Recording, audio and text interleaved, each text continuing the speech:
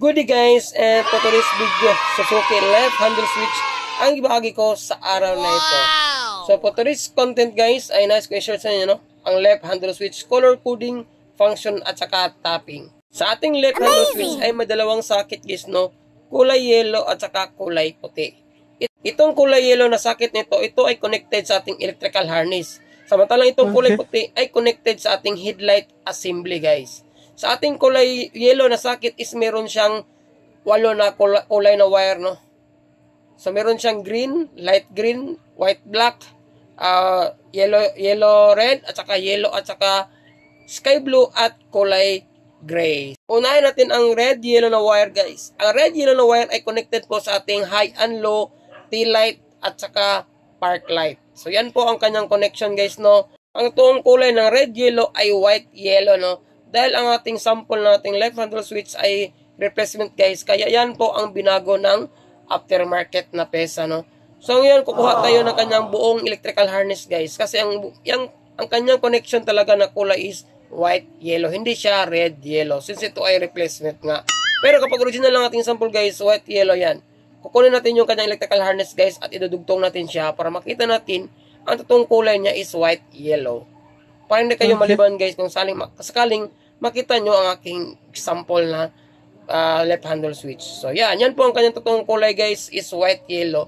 Connected po yan sa ating regulator at saka stator. Kasi yan po ang nagsusupply sa ating headlight, high and low at saka tail light.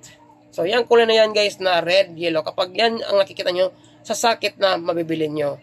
So yan po ang na-connect sa ating switch, common switch, kung saan na-connect siya at diyan nakaabang ang linya niya papasok sa ating park light na kulay gray at saka high and low na kulay black na common linya papunta sa ating high and low guys. Yang tinuro ko sa flat screw guys, yung wire na yan. So yan po na-connect sa ating high and low, kapag naka-on ang ating headlight, yung red yellow na wire.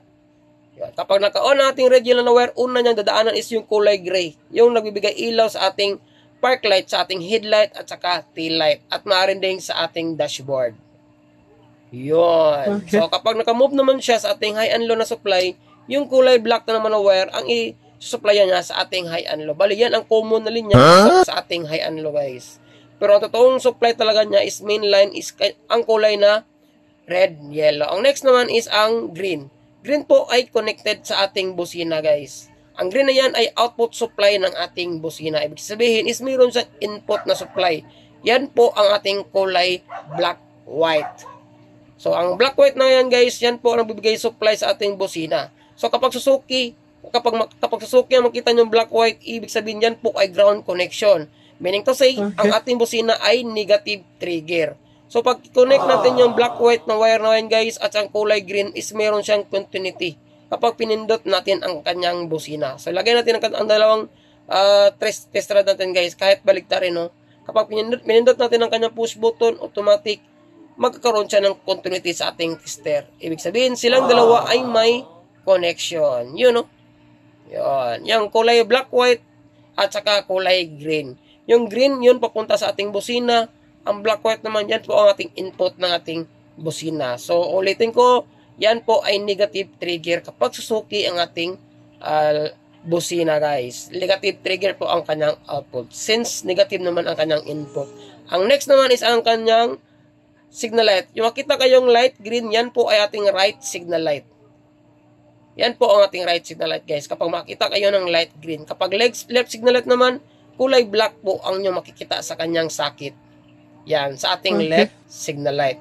So, ang input naman nating signal light guys ay kulay sky blue. Yan po ang nanggagaling sa ating flashy relay.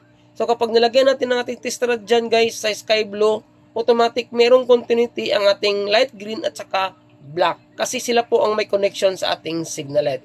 Kapag inalagyan natin yung isang test rod sa sky blue na input natin sa ating signal light at saka light green, meron silang continuity guys. Kapag pinindot natin ang switch na yan. So, try natin pindutin guys, pa left, pa right.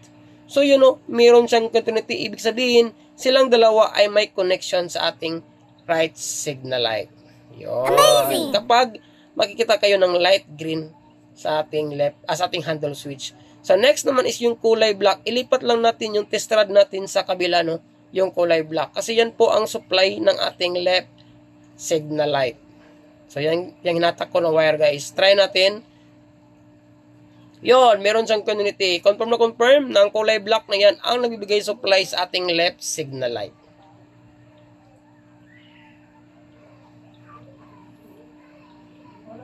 Yung sky blue ang kanyang input, guys, ulitin ko lang. Yan po ay nanggagaling sa ating output ng ating flashy relay.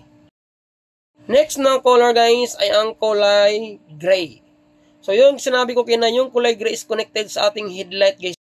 On mo ng headlight, automatic magsusupply siya sa taillight.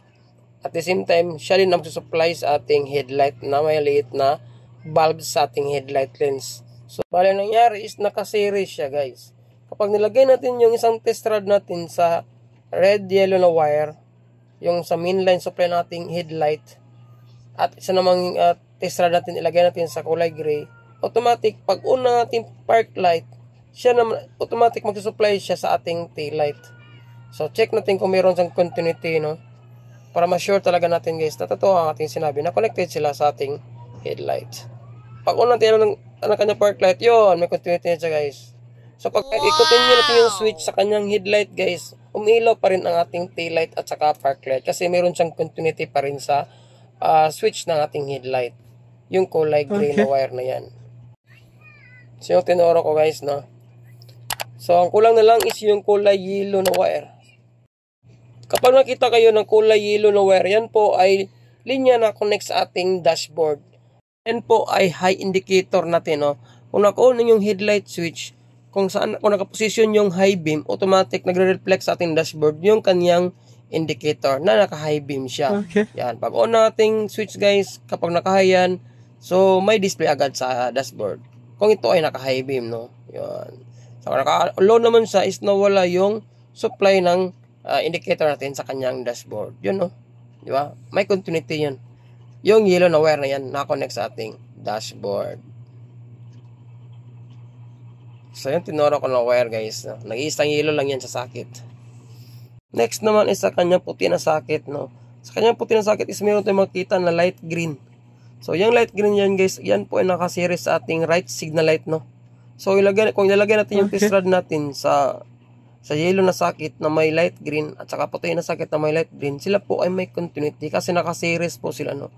So, pag control ng ating right signal light, automatic, nagsusupply din yan sa ating headlight assembly kasi doon naka-connect ang ating socket para sa ating right na signal light, guys. Yang kulay puti na socket na yan. Kasi yan po ay naka-connect sa ating headlight cowling. So, automatic may series yan. So, yan ang linya naman na kulay light green na-connect sa socket. Yan po ay naka-connect sa ating sa likuran nating assembly na signal light, no? At saka yung sa dashboard natin na pilot lamp. Yun. Okay. Sa left signal naman tayo is kulay itim. So, kapag ilagay natin yung test rod natin na nasa socket na kulay puti na itim na wire na yan, at siyempre sa yellow socket na itim pa rin, is meron pa rin silang connection o series, guys, no? O continuity. Yan, check natin, ha.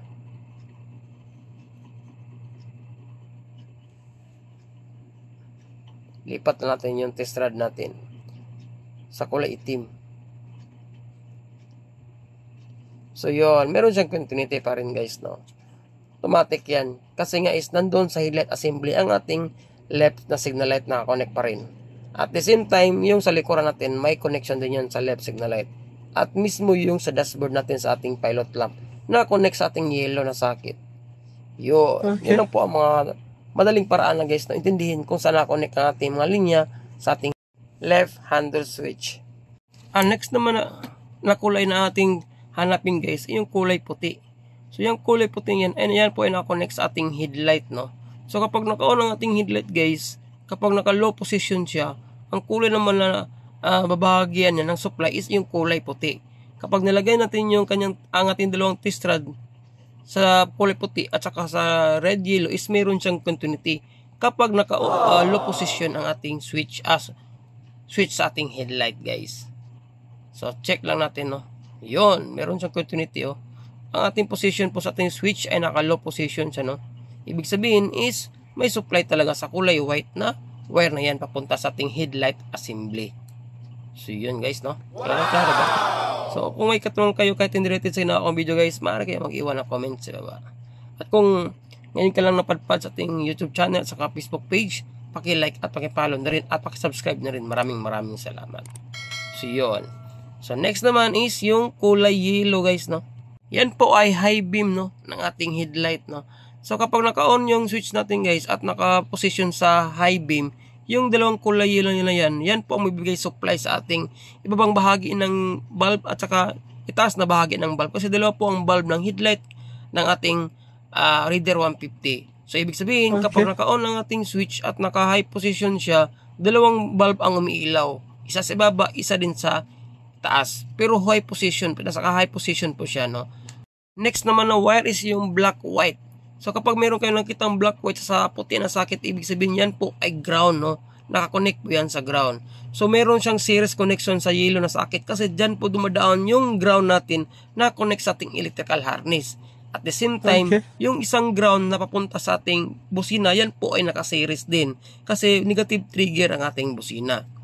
Yun, meron siyang continuity. Ibig sabihin, yung ground nasa yellow socket, automatic nakakonect ang ating black white na socket pala, yung black white natin. So meron siyang continuity guys. At meron din connection dyan papunta sa ating busina. Yun.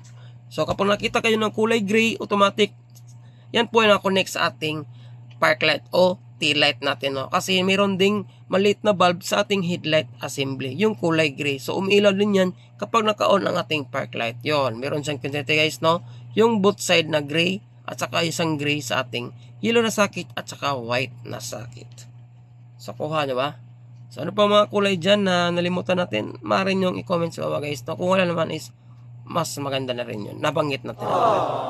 Basta kapag meron kayo nakita ang dalawang wire na kulay yellow sa ating puti na socket guys, yan, yung dalawang yan is naka high beam yan, na ulitin ko lang, puro yan high beam kasi iba yung design ng ating Raider 150 guys. Dalawa ang kulay na yellow papunta sa ating headlight, na which is naka-series naman siya sa ating socket na yellow para sa ating high indicator sa ating switch. Yung mga tinuro ko guys, no? So tandaan nyo lang kung ano ang mga binanggit ko.